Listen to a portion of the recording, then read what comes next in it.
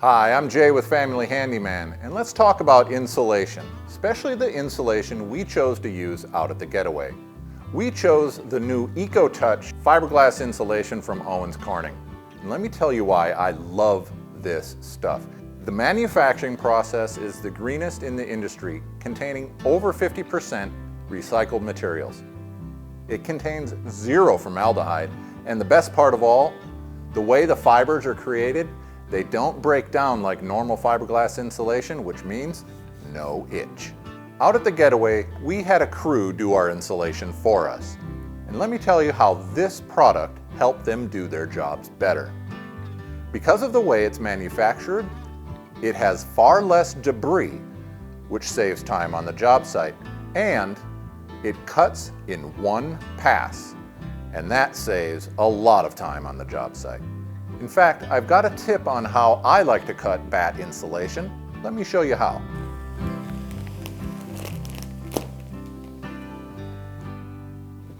So I make a really simple jig out of a piece of scrap plywood.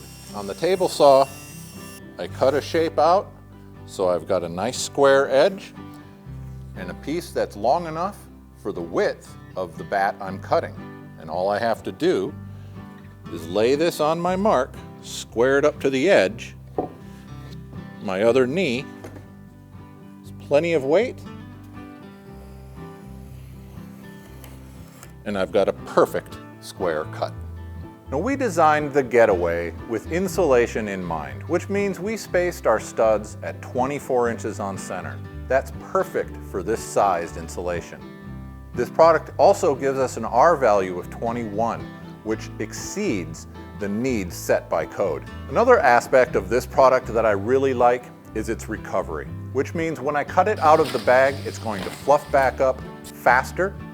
It's also going to have the rigidity to stay in the stud space without the need for craft facing. For your next insulation project, make sure to consider your R values carefully.